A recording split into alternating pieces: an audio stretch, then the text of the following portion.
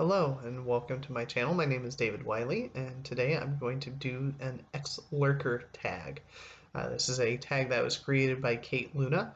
I'll have a link to her stuff down below.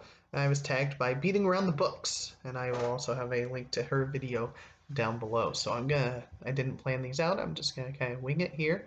So I apologize if I'm a little off in my responses. Question 1. What had been stopping you or is stopping you from leaving comments or starting a booktube channel?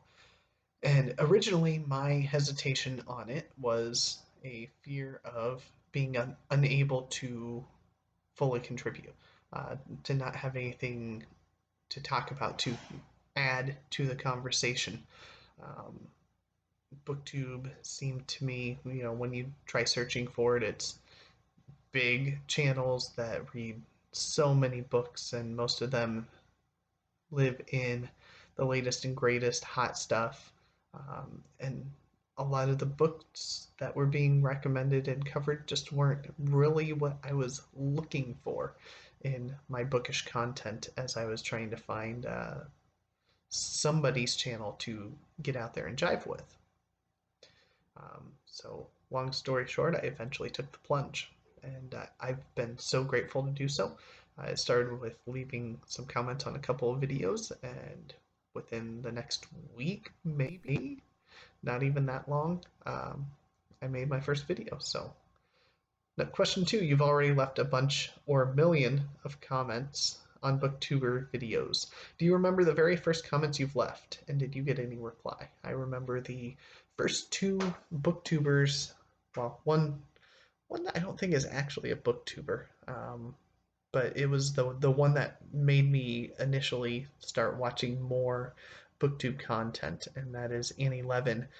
She has a wonderful channel where she had been inactive at the time when I found it, but had talked about Arthurian literature recommendations, talked about some medieval reading recommendations, and if you can't tell, that's already been kind of my that's my sweet spot for what I'm interested in. And so I left some comments, just saying, hey, this is exactly the kind of content I was looking for on YouTube about books and couldn't find until I found this. She has since then back to up and making videos and uploading them, including just recently did one where she had a medieval apple pie recipe that she made. So be sure to check her out. She's got some great stuff. I'm going to have her channel linked down below. And then shortly after that, I found Rosie, Rosie Cockshut, who has a wonderful channel, and I saw her video on why is Tolkien so cozy, and I left a comment on that video. And that was the one that inspired me to start my channel. I got replies from both of them, so yay for getting booktuber replies. Yeah, I think my comment on Rosie was something like she won the internet because she inspired me to go and start my booktube channel, and it was fun. I love Rosie. I watch everything that both of those ladies produce, and both of their channels will be linked down below. Number 3, pick a book which you've read. Because of the booktubers review, it has to stand out, be either one you loved or hated with a passion. I'm going to count this because it kind of fits. So right when I took the plunge, I filled out the Reddit fantasy bingo card and filled it in with different books on there, not knowing at the time that I was going to be reading the Poppy War, which was a booktube darling, so to speak. It's one that was very popular, and I found that out probably within a couple days after making that little card, and so that bumped it up on my list, made it so it had to be a must read, and I ended up reading it. Really, really enjoyed it. I don't think it was quite a 5-star for me. I think it was kind of in that fringe between 4 and a 5. The first third was kind of not what I was expecting it to be, a little slower in getting going, but that last 2/3 was amazing. So, number 4, tell us a bit about the book you're currently reading. Is it any good? Well, if you've watched my recent TBR, you know I've got like a bajillion books that I'm reading this month. So, on top of everything else I'm doing, I'm also on a team for the Olympics readathon that pretty much everybody else on booktube is. So, go Team Zeus. If I get through most of that pile there, maybe Alan will actually be able to make a victory video and have it be true this time around. I really hope so, because that would be kind of fun to see that, but I'm also enjoying all the shade that continues to get thrown towards Team Snow Miser and their previous claims that the election was stolen in terms of the last reading challenge. Um, so I've actually just started a couple of them today, and I'm going to grab one that I am starting right now, like literally right now as I'm making this video. So just got it in the mail today, The Pilgrim's Regress by C.S. Lewis. If you didn't know, this is my Inkling Along pick for the month of June. So you are welcome to grab a ebook copy or order yourself a copy if you've got one on your shelf, even better, and read it along with me this month. I'll be having some conversations throughout the month on Victoria from a Musical Bookworms Discord channel. I'll have that link down below. And I'm hoping I know at least Victoria is joining me on reading this, and hoping at least a couple others can jump in. This was the first book that C.S. Lewis wrote after his conversion to Christianity. For those that didn't know, he was very much against religion and everything when he first was involved with Tolkien and the other Inklings, and it was a process over time that eventually he came to his conversion to Christianity, even though him and Tolkien still didn't see eye to eye on every issue regarding the Christian faith, because Tolkien was a Catholic.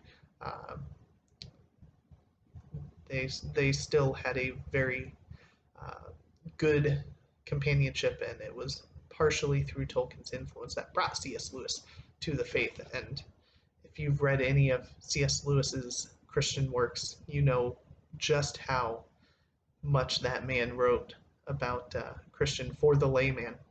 And so to think that we could have had a reality where those things didn't exist blows my mind. So it also says, could you read a passage from it which you loved or found ridiculous? So what I'm actually going to do, I'm going to open this up right now, because I said I'm going to start it. So The Pilgrim's Regress, an allegorical apology for Christianity, reason, and romanticism. So I'm going to take to book 1, which is titled Data. And I'm going to read the first chapter, The Rules, which is exactly 3.5 pages long. So, yeah, if you liked my reading yesterday, you'll hopefully like this one today as well. So, Chapter 1, The Rules. Knowledge of broken law precedes all other religious experience. I dreamed of a boy who was born in the land of Puritania, and his name was John. And I dreamed that when John was able to walk, he ran out of his parents' garden on a fine morning onto the road. And on the other side of the road there was a deep wood, but not thick, full of primroses and soft green moss. When John set eyes on this, he thought he had never seen anything so beautiful, and he ran across the road and into the wood, and was just about to go down on his hands and knees to pull up the primroses by handfuls, when his mother came running out of the garden gate. And she also ran across the road and caught John up and smacked him soundly and told him he must never go into the wood again. And John cried, but he asked no questions, for he was not yet at the age for asking questions. Then a year went past, and then another fine morning John had a little sling, and he went out into the garden, and he saw a bird sitting on a branch. And John got his sling ready and was going to have a shot at the bird, when the cook came running out of the garden and caught John up and smacked him soundly and told him he must never kill any of the birds in the garden. Why? Said John. Because the steward would be very angry, said the cook. Who is the steward? Said John. He is the man who makes the rules for all the country round here, said cook. Why? Said John. Because the landlord set him to do it. Who is the landlord? Said John. He owns all the country, said the cook. Why? Said John. And when he asked this, the cook went and told his mother, and his mother sat down and talked to John about the landlord all afternoon, but John took none of it in, for he was not yet at the age for taking it in. Then a year went past, and one dark, cold, wet morning John was made to put on his new clothes. They were the ugliest clothes that had ever been put upon him, which John did not mind at all. But they caught him under the chin and were tied under the arms, which he minded a great deal. And they made him itch all over, and his father and mother took him out along the road, one holding him by each hand, which was uncomfortable too and very unnecessary, and told him they were taking him to see the steward. The steward lived in a big dark house of stone on the side of the road. The father and mother went in to talk to the steward first, and John was left sitting in the hall on the chair so high that his feet did not reach the floor. There were other chairs in the hall where he could have sat in comfort, but his father had told him that the steward would be angry if he did not sit absolutely still and be very good, and John was beginning to be afraid, so he sat still in the high chair with his feet dangling, and his clothes itching all over him, and his eyes starting out of his head. After a very long time his parents came back again, looking as if they had been with the doctor, very grave. Then they said that John must go in and see the steward too, and when John came into the room there was an old man with a red round face who was very kind and full of jokes, so that John quite got over his fears, and they had a good talk about fishing tackle and bicycles. And just when the talk was at its best, the steward got up and cleared his throat. He then took down a mask from the wall with a long white beard attached to it and suddenly clapped it on his face, so that his appearance was awful. And he said, "Now I am going to talk to you about the landlord. The landlord owns all the country, and it is very, very kind of him to allow us to live on it at all. Very, very kind." He went on repeating "very kind" in a queer sing-song voice so long as John would have laughed, but that now he was beginning to be frightened again. The steward then took down from a peg a big card with small print all over it and said, "Here is a list of all of the things the landlord says you must not do. You'd better look in it." So John took the card, but half the rules seemed to forbid things he had never heard of, and the other half forbade things that he was doing every day and could not imagine not doing. And the number of the rules was so enormous that he felt he could never remember them all. "I hope," said the steward, "that you have not already broken any of the rules." John's heart began to thump and his eyes bulged more and more, and he was at his wits' end when the steward took the mask off and looked at John with his real face and said, "Better tell a lie, old chap, better tell a lie. Easiest for all concerned," and popped the mask on his face all in a flash. John gulped and said quickly, "Oh no, sir." "That is just as well," said the steward through the mask, "because you know if you did break any of them and the landlord got to know of it, you know what he'd do to you."